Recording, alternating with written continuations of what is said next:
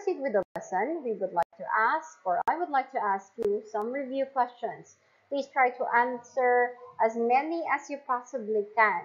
Kasi pag hindi nyo nasagot ang mga questions na ito, that means you did not understand our previous lesson and you have to go back to it. First, number 1, give me an example of globalization. I will give you 5 seconds. 1, 2, 3, 4, 5. Number 2, give an example of an international trading. There are only 2 in our previous lesson, so give me at least 1. Number 3, what is the Great Depression? This is not the depression that is caused by human emotion or mental breakdown.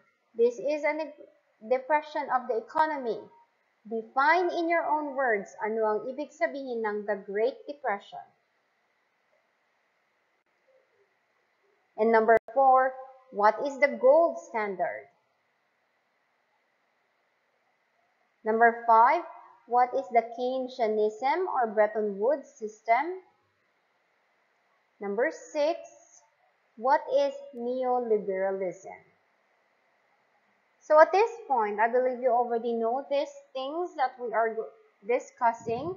First, an example of globalization is yung mga soaps ninyo na nasa bahay ninyo. It could be Pantene, it could be Dove, it could be Lux that originated from other countries and ngayon globally ginagamit na siya from everywhere or anywhere in the world. Number 2, an example of an international trading is the Silk Road. Kasi nalilimitahan lang siya from Middle East to China and then to Europe. Kasi magka-connect lang. They don't have a zero which could reach America.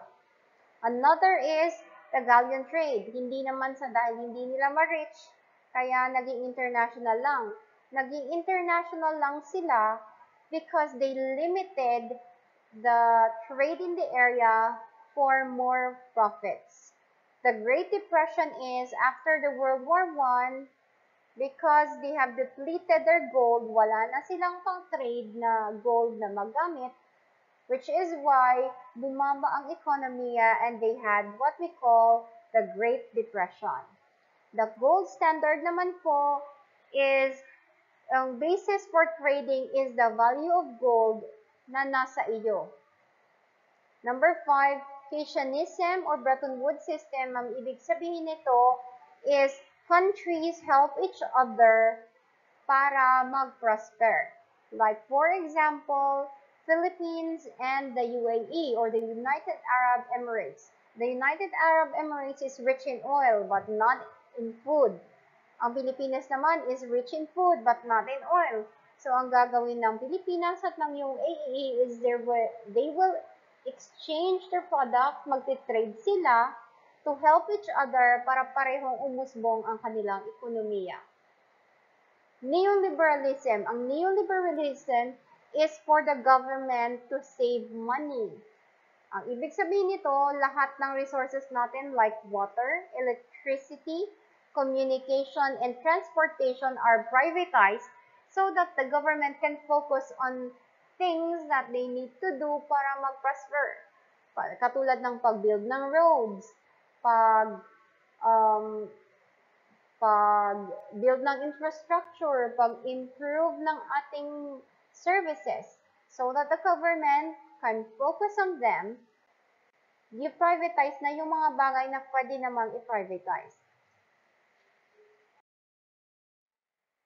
In addition, the economy of both developed and developing countries in the world increase because of free trade. Ibig sabihin, pag may nangyari tulad ng example ko kanina about the UAE and the Philippines, pag mayroong free exchange of products, therefore, both the economies of the Philippines and the UAE will increase. At dahil dito may tinatawag tayo na GDP or the global per capita, ibig sabihin kumita ang Pilipinas dahil sa pagkain na inangkat ng UAE at kumita naman ng UAE dahil sa oil na inangkat naman ng Pilipinas, kaya lumago ang ekonomiya nila at it is counted as the GDP or global per capita. Ang iba namang developed countries, they refuse to remove policies na naglilimita ng free trade, just like Japan. They do not want imported rice kasi ang gusto nila yung kanilang technology in rice farming will be sustainable and will improve. So, hindi sila nag-i-import ng rice. They plant their own rice, they consume their own rice.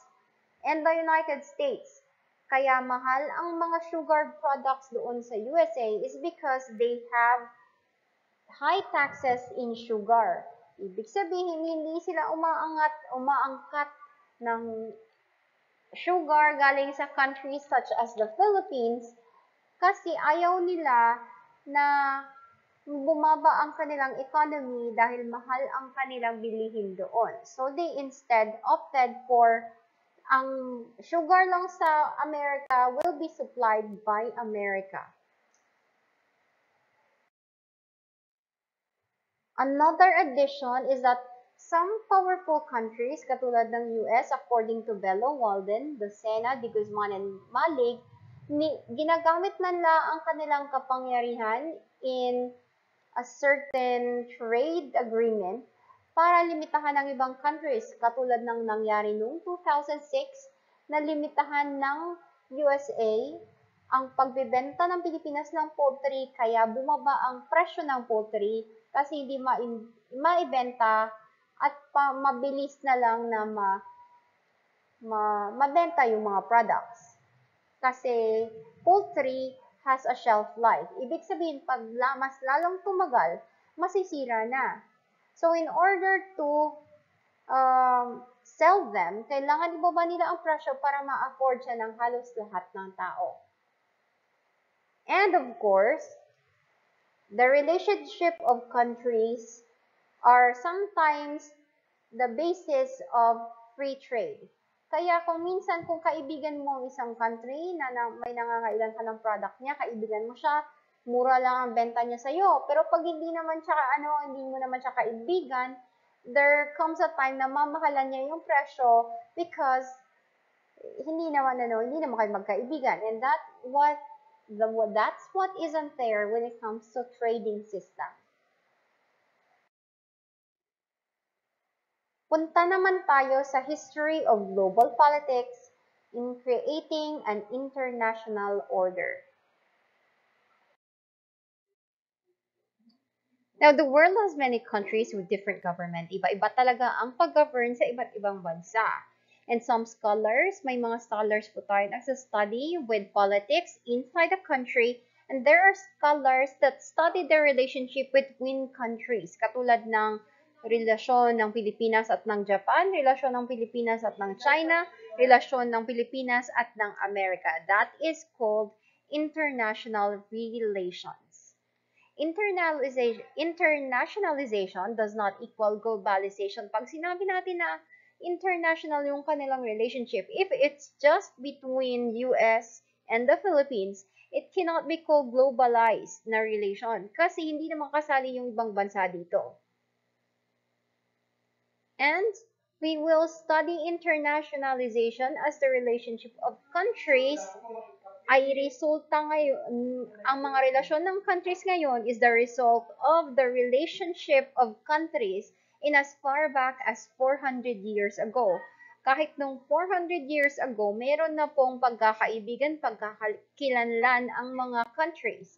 We will look into those relationships as we learn about the contemporary world. Titingnan naman natin ngayon ang attributes or katangian ng global system natin ngayong mga panahong ito.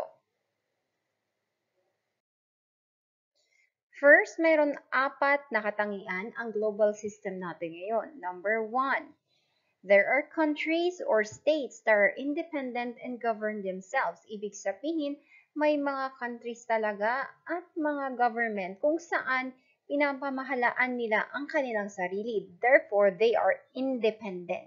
Walang nakikialam sa pamumuno ng country na ito. Number 2, these countries interact with each other through diplomacy. ang isang bansa ay communicate or nakikipag-usap o nakikipagkaibigan sa ibang bansa katulad ng Pilipinas sa Amerika through diplomacy. Ang tawag po sa pakikipagkaibigan na yan ay diplomacy. Pag nagkita sila, ang tawag doon ay diplomatic meeting. Number 3, there are international organizations like the United Nations that facilitate these interactions. Ibig sabihin, may mga organisasyon po tayo kung saan isang grupo ng isang bansa ay namamahala ng interaction ng bawat nation or bansa. And number 4, beyond simply facilitating meetings between these states, international organizations also take on lives of their own. Kasi kahit na sabihin na natin itong United Nations, namamahala siya sa relasyon ng mga bansa na kasapi, pero other than that, it also gives way to a set of new groups. May nagagawang bagong grupo dahil sa mga organisasyon tulad ng United Nations. Example na lang, ang World Health Organization na ngayon ay namamahala at nag-check ng issue ng COVID-19. They are part or naipanganak sila. They were conceived because of the UN or United Nations. Another one is International Labor Organization. Ito po yung namamahala kung halimbawa mga bata o sobra na o kulang ang sweldo, sobra na ang trabaho o kulang ang sweldo sa isang trabaho, they are the ones internationally na ginawang grupo para tumingin sa mga bagay-bagay na ito. Ngayon, I have a question. What do you think is the difference between a nation and a state? Ano ba ang pagkakaiba ng isang nasyon at isang estado? Dapat, the nation or ang isang bansa ay merong dalawang katangian na hindi pwedeng ipagpalit or magpalitan. Number 1 is, not all states are nation. Hindi lahat ng estado ay nations or ibig sabihin bansa. Hindi lahat ng estado ay isang bansa katulad ng sa US, and not all nations are state. At hindi lahat ng bansa ay state. So, ibig sabihin katulad ng nangyari sa Taiwan. Taiwan is a nation, pero it is not a state kasi under pa rin siya sa pamamahala ng China.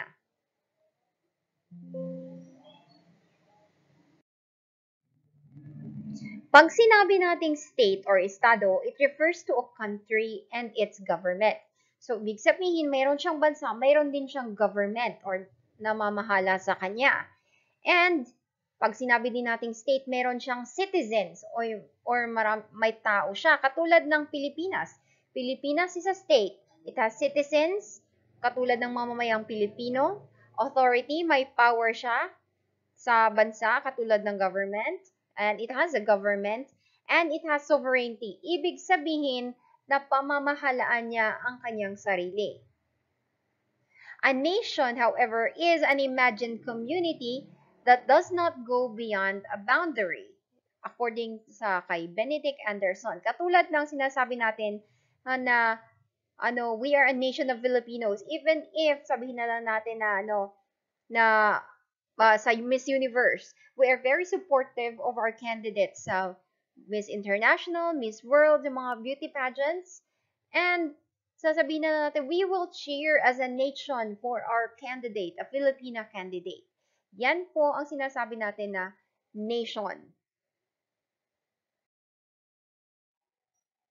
The interstate. Interstate system naman ang pagkauusapan natin ngayon. The origin of the present-day sovereignty can be traced back to the Treaty of Westphalia. Kasi, yung dati, there was a war between the Catholicism and Protestantism. Ang nagsimula kasi, ang pinakamalaking reliyon sa mundo is Catholicism. And si Martin Luther read a Latin Bible and he protested. Sabi niya, mali man yung itinuturo ninyo. Therefore, it became what we call the Protestantism. It came from the word Protestants, or nag-protest sila, at merong nangyari gulo. It ended up as a war, yung sabi nila natin na nag-away talaga sila, religious na away, for 30 years. At para matigil lang ang away na ito ng Catholicism and Protestantism, merong tinawag na Treaty of Westphalia. The Westphalian system provided stability for nations of Europe until Napoleon Bonaparte. Ibig sabihin, noong time na yun, di ba, nagkakagulo sila for 30 years, ang daming gulo. Nang dumating ang Treaty of Westphalia para wala ng gulo, hindi na sabihin na natin, grabe ng away between the Catholics and the Protestants, na nagbigay ng stability or natigil yung awayan. They came back to normal na, let's say, nagkita sila, hindi na sila nag-aaway, nagbabatuhan, kundi dadaanan na lang nila ang isa't isa. They were being civil to each other. Until dumating na naman si Napoleon Bonaparte. Napoleon believed in liberty, equality, and fraternity. Si Napoleon kasi is part of a certain country na nasakop ng Italy. Ngayon dahil nasakop siya ng Italy, was the sixth brother in a set of siblings. Hindi siya ang pinakamatanda sa kanilang magkapatid. Pero, siya ang nag-take over as the head of the family nung namatay ang kanilang ama. He became a soldier and he studied in Italy. He became a soldier, he became an officer, and became a general. Ngayon, si Napoleon, he believed in liberty and equality and fraternity. O, ibig sabihin, pagkakaibigan, kapatiran. He believed that equal, let's say, ipinanganak kang mayaman, ipinanganak akong mahirap. Sa paniniwala ni Napoleon, magkapareho pa rin tayo kahit magkaiba ang estado natin sa buhay. Yon ang kanyang paniniwala. Nung time na iyon, back then, meron tayong tinatawag na monarchy, or ibig sabihin may mga hari at reyna na namumuno sa isang country. So, dahil sa kay Napoleon, merong tinatawag natin na Napoleonic Code. Ibig sabihin na you are free to express yourself as an individual. Ibig sabihin, kung gusto mo magtrabaho, hindi na kailangan na konektado ka. Siyempre, dahil pamangkin ka ng duke or pamangkin ka ng prinsesa or ng reyna or mayaman ng inyong pamilya sa syudad, then you will automatically be offered the job. Pero sa case na ito, that is not what it is. Kasi according kay Napoleon, equal tayo lahat. Dapat pinagtatrabahuan natin, pinagsisikapan natin ang ginagawa natin. Kaya nagkaroon ng Napoleonic Code, ibig sabihin, ang ma-hire ka lang or magkakatrabaho ka kung talagang qualified ka sa trabaho.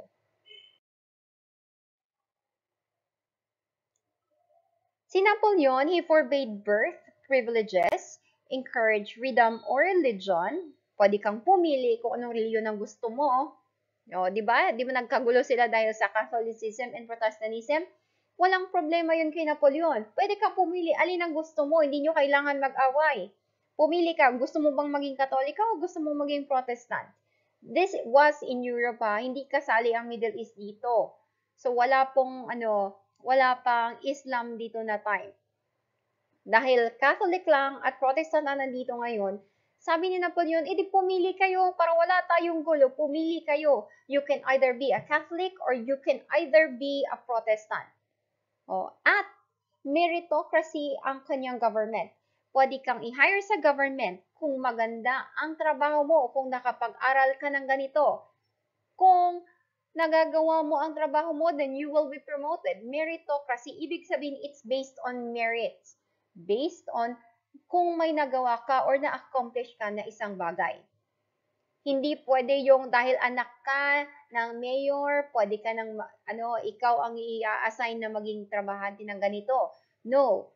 Hindi po ganyan ang Napoleonic Code. The Napoleonic Code is kailangan equal lahat-lahat ng tao. Ngayon, syempre, di ba, nagkagulo na kasi si Napoleon, he believed that everyone is equal. Pero yung mga monarchs, yung mayayaman, ayaw nila kasi nawala yung power nila. And eventually, natalo si Napoleon Bonaparte ng Anglo and the Prussian at that time. Ang tinatawag na battle na iyon kung saan natalo si Napoleon is the Battle of Waterloo in 1815. So dahil natalo si Napoleon, gusto nilang ibalik ang sistema ng monarchy. Ibig sabihin, ibalik na naman yung dati kung saan ang namumuno ay Hari Trina at depende sa birth mo or depende kung pinanganak kang mayaman or mahirap, may klasifikasyon ang magiging paningin mo or magiging trabaho mo sa society. Pero ngayon, nakatikim na kasi ng freedom ang mga tao. So, in effect, na ibalik na natin yung, let's say na, dapat magkasundo, they restore the Westphalian system na dapat nagkakasundo kayo. Hindi magmamatter ano religion ninyo, ano status niyo sa life, mayaman ba kayo o mahirap. That was the Westphalian system. Kaya, hindi na pwede ibalik ang tulad ng dati.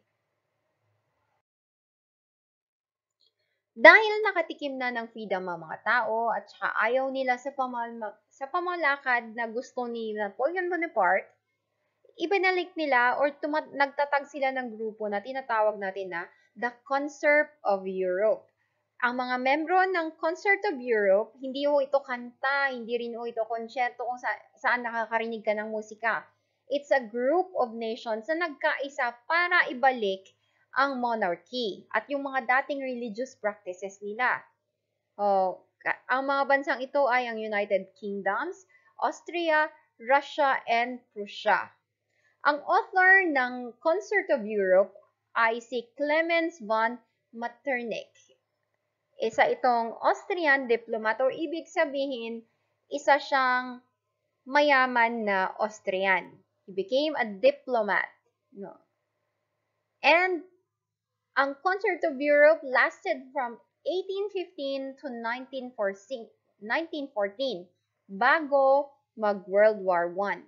So, ibig sabihin, ibinalik nila yung sistema na merong mga aristocrat, merong hari, may mga duke, may mga baron ng time na iyon. At merong working class at merong mga mahihirap.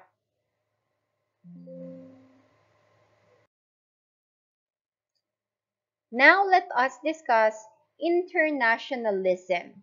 Kasi 'di ba, nadidiscuss na natin since the previous lesson all about internationalism. Because of the Westphalian and concert system, nagkaroon ng iba't ibang government all over Europe. Meron tayong United Kingdoms, meron tayong Russia, meron tayong Austria, Prussia, and others. Pero itong mga nation na ito, kahit magkahiwalay sila, iba-iba yung government nila, they chose to cooperate. Nagkaisa sila dahil ayaw nila ng gulo.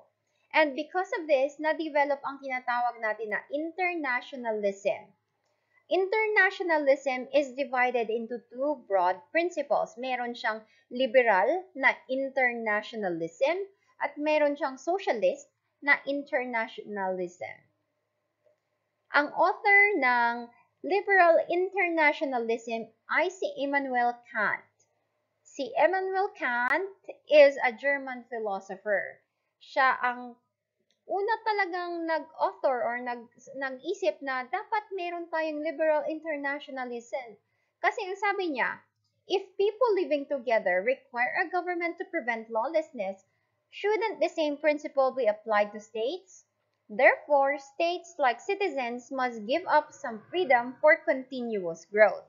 Sabi niya, di ba nga ang mga tao na nakatira sa isang community, kailangan nila ng government para walang gulo, yung lawlessness, kasi too much freedom is chaos. Sabihin na lang natin, may freedom kang magnakaw, mamatay ng tao, pwede mo gawin kahit mong gusto kasi walang law.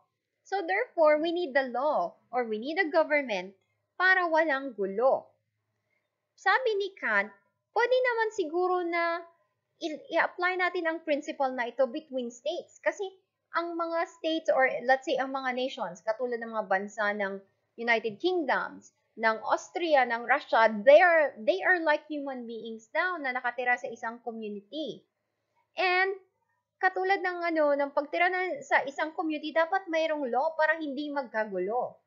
Kaya sabi niya, some of us, ibang-iba sa atin, kailangan i-give up natin ang iba nating freedom para magkaayos tayo at lumaki bilang bansa.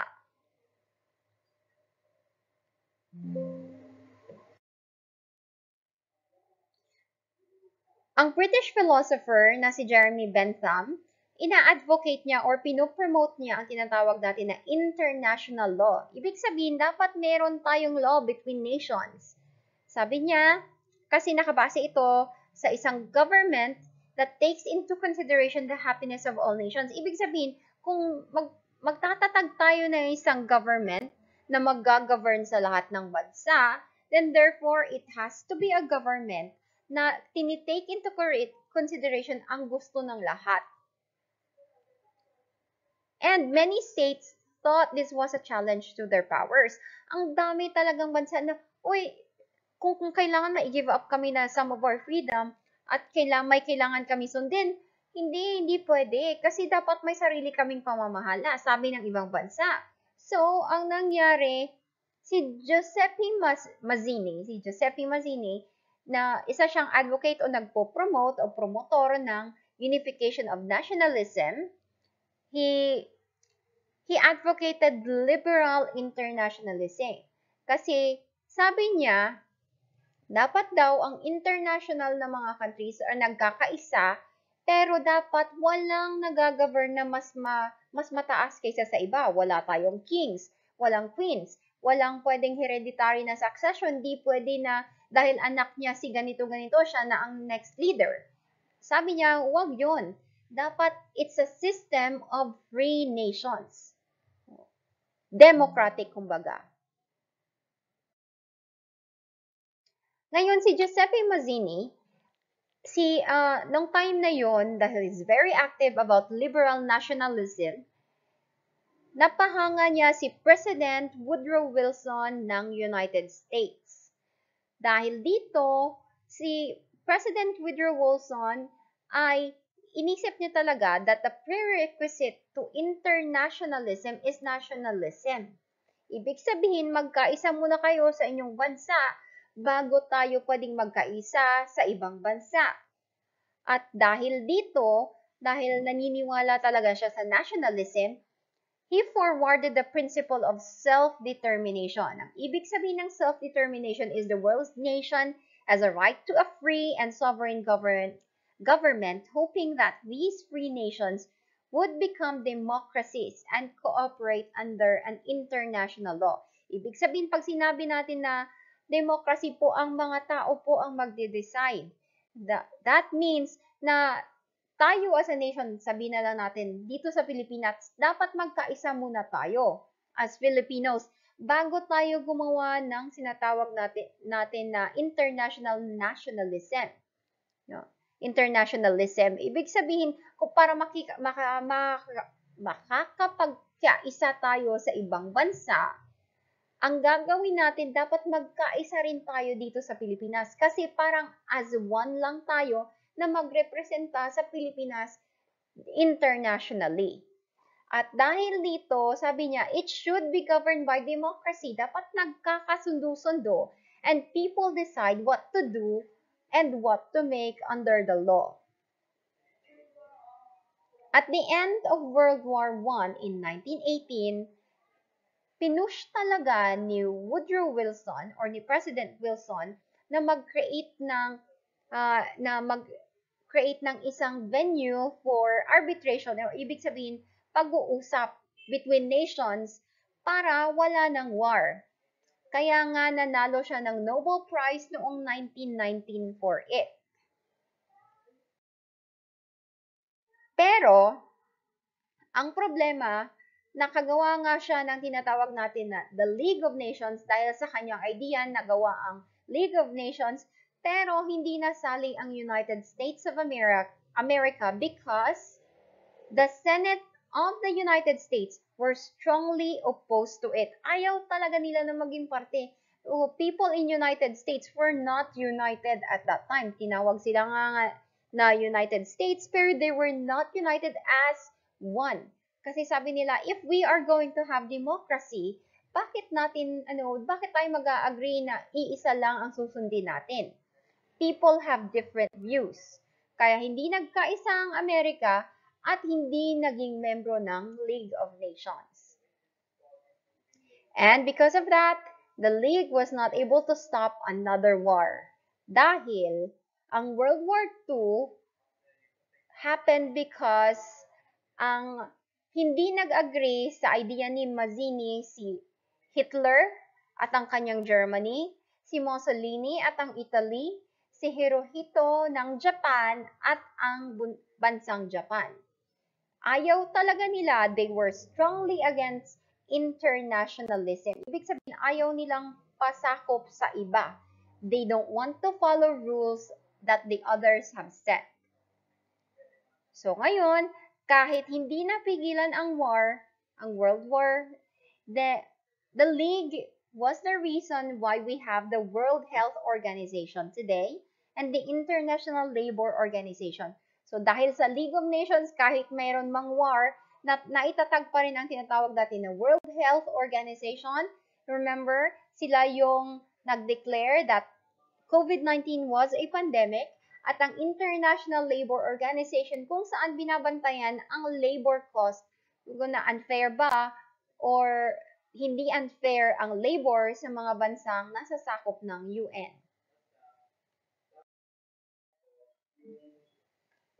So, si Mazzini, na author ng nationalism,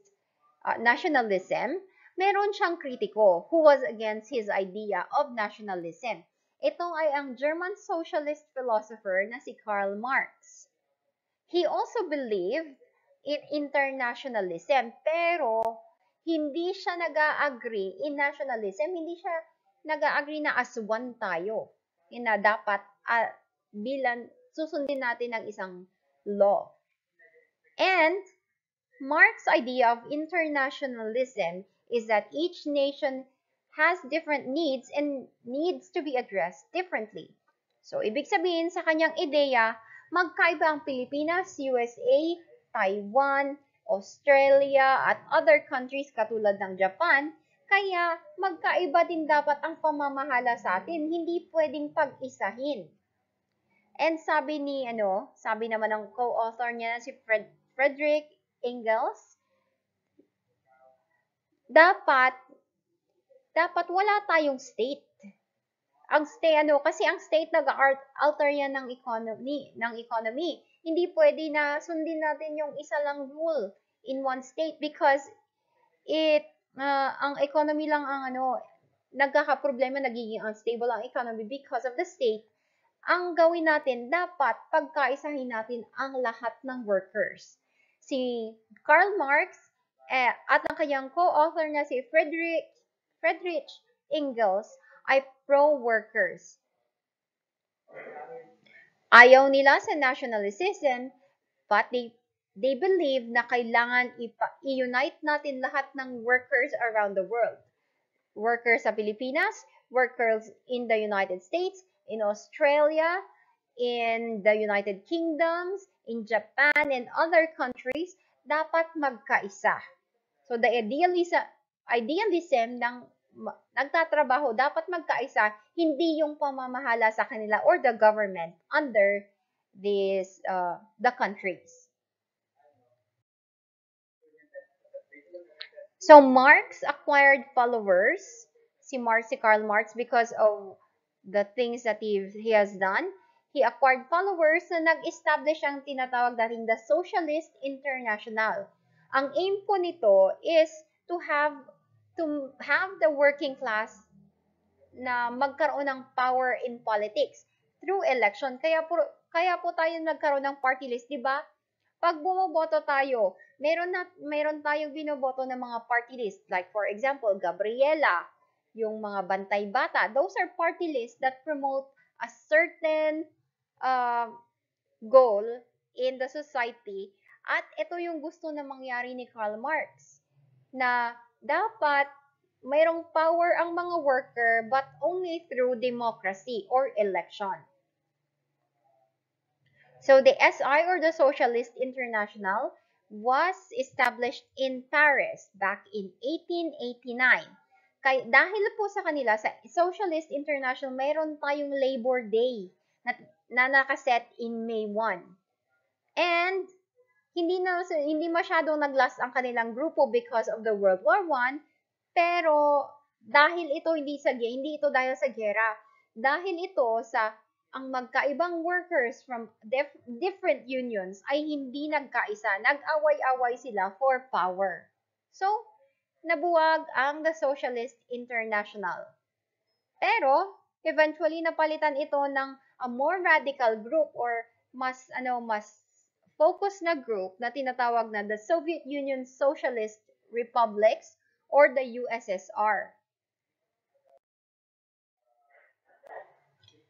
The Union of Soviet Socialist Republic or USSR has different views compared to Socialist International. Kasi sila Karl Marx, yung Socialist International, gusto nilang mabigyan ng power ang mga trabahador pero through democracy or by voting. Magkaiba naman dito sa USSR kasi magkaka-power sila not by voting but by assigning one individual as the leader na magsasabi kung ano ang gagawin ng iba. Susundan na lang yon ng mga membro nila. And ang leader ng kanilang party, the party is called Bolshevik Party. It was Vladimir Lenin. Siya ang nag-establish ng tinatawag natin na Communist International. It was not only radical, hindi lang siya radical, but also less democratic. Ibig sabihin, hindi susunod lang tayo sa tao, hindi tayo magbobotohan na kung anong gusto ng lahat, what is the favor of everyone, di ba? Yan ang democratic. Pero sa communist, hindi pwede. Oh, ako ang boss ninyo, sundin nyo ito, ganito yung gagawin natin, walang reklamo. Ganyan po ang communist. At itinatag ni Lenin ang Comintern. Nag-join ang USSR sa Allied Powers in 1941. Pero ang daming Allied Powers, katulad ng United States and the Great Britain, natakot sa kanila because of their communist approach. Ayaw nila sa communist na approach. So therefore, si Joseph Stalin na siyang sumunod kay Vladimir Lenin, winala niya or dinisolve niya ang Comintern or the Communist International. That was in 1943. So nag-join sila ng Allied Powers in 1941 dahil hindi sila napagkakatiwalaan in the Allied Powers. Dinisolve ni Joseph Stalin ang Comintern in 1943. That is 2 years after they joined.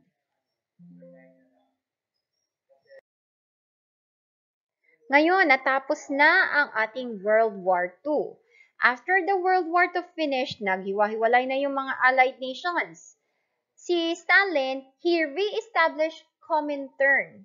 Hindi na Communist Party, but Communist Information Bureau na siya. So, Cominform na siya. Hindi na siya Comintern, but Cominform. The Soviet Union took over the countries in the Eastern Europe nung, di ba, naghati-hati na sila sa war. Kung alin ang part na pamumuluan mo. Nung after sa World War II, dahil nanalo na sila against Germany, ang Soviet Union, it took over the Eastern Europe, naghatian sila ng United States, Soviet Union, and Great Britain. And in 1991, nag-collapse na po ang Soviet Union, nawala na rin siya, at nawala na rin eventually ang Communist International. Yung sinasabi na Communist International, even nag-lose pa nga sila, hindi na sila masyadong nakaka-impluensya after 1951.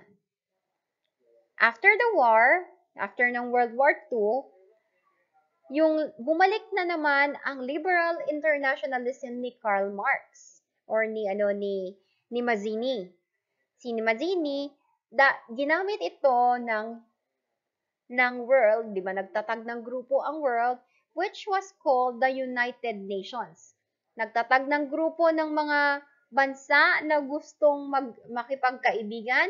We were once a member of it. I believe we are still a member of the United Nations.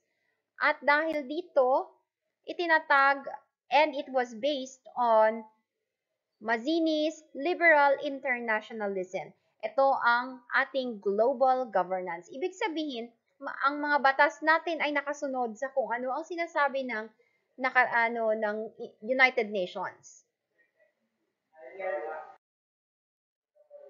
And in conclusion, we know the roots of international system. Alam na natin kung saan nagsimula ang tinatawag natin na internationalism or international system, which was si Giuseppe Mazzini. Siya po ang pinakaunang author ng internationalism.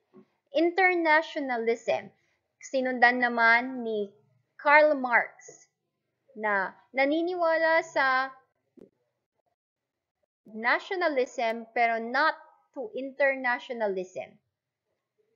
Internationalism is part of globalization. Parte ng ng globalization ang internationalism katulad ng UN, pero it is not part of globalization. It's just a part of it, not as a whole. Kaya tinatawag siya na internationalism. And we will learn about more of it especially yung United Nations in the next lesson. If you have any question, please post your question sa comment. And please comment kung ano yung natutunan nyo sa ating leksyon. Thank you so much for listening, everyone. Have a good day.